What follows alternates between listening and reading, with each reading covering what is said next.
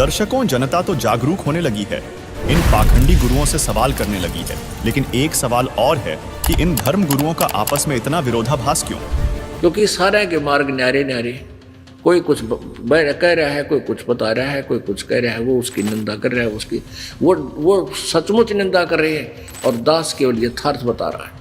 तो साधु संत इकट्ठे होने चाहिए। अगर वो संत हैं, एक दूसरे से विरोध नहीं होना चाहिए उनको, और सब ने मिलकर, मान लीजिए दास जो ज्ञान बता रहा है और किसी को इस पर आपत्ति है, वैसे तो आपत्ति दास छोड़ता है को नहीं, क्योंकि साथ लालटेन दिखा देता है ये टॉर्च कि आप ये बोल रहे हो श्रीमान जी, आपकी ये पुस्तक है, आपने लिखा है और हमारे वेद ये बता रहे, तो उसकी जुबान पर टेप लग जाती है, वो बोल सकता नहीं, हिल सकता नहीं। फिर वो बकवाद करता है, वो तो गुड्डा है, झूठा है, उसकी बातें मत सुनना है, वो तो निंदा करता है।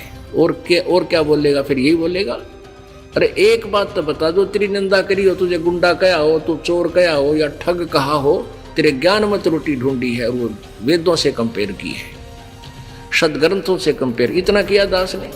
दर्शकों, संत रामपाल जी महाराज ने भारत के शीर्ष धर्मगुरुओं को इनके आपस में इस तरह के झगड़े को खत्म करने के लिए तथा आम जन मानस भक्ति और भगवान के नाम पर संशय मुक्त होकर भक्ति की सत्य राह पर चलकर मोक्ष प्राप्त कर सकें, इस उद्देश्य से वर्षों से इन धर्मगुरुओं को ज्ञान चर्चा के लिए आमंत्रित करते हुए आए हैं। लेकिन आज तक कोई भी संत रामपाल जी महाराज का सामना नहीं कर सका है। देखिए ये वीडियो। अब देखिएगा, हमने 11 अक्टूबर सन 2009 को इन सभी आदरणीय शंकराचार्यों से प्रार्थना की थी कि आप जी आध्यात्मिक ज्ञान चर्चा के लिए पधारें,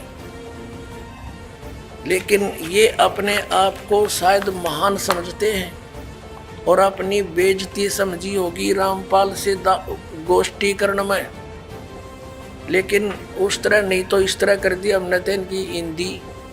अब संसार आप समझ जाएगी जनता, ये किसे एक शंकराचार्य है,